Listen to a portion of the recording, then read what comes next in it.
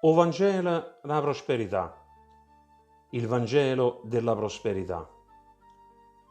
Ti chiedo solo un poco di attenzione per parlarti di una triste realtà. Desidero chiarire una questione che ormai non si può più posticipare. Di che cosa sto parlando?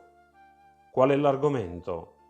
Se hai un pochino di pazienza e mi dai solo un momento, ti spiego tutto e ti metto a conoscenza. A noi, o Signore, ci ha mandato a fare discepoli e non a fare spettacolo e intrattenimento. Ait, andate e dite a tutti i popoli che si ravvedano con sincero pentimento. E voi, del suo mandato, che ne avete fatto?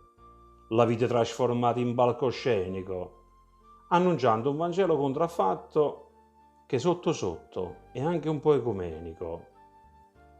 Mentre voi vi preoccupate del mi piace, la gente muore dall'indifferenza, il mondo al buio nel maligno giace e voi non predicate più speranza.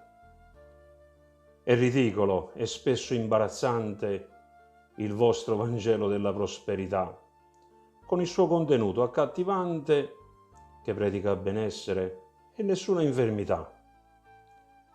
Intrattenitori che in giacca e cravatta s'atteggiano e sbraitano per ore ed ore, spesso in maglietta, e che ciglia rifatta e sente a Luca: «I songo profeta, ma m'ha mandato Signore».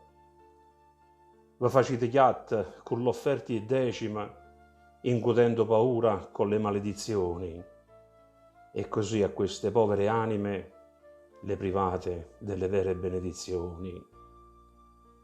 Ma non vi mettete un poco le scorna, non ce l'avete un poco di timore, che ne facite tanta gente attorno se non c'è sta la presenza dello Signore? Che ne facite tanta gloria umana se non predicate la verità?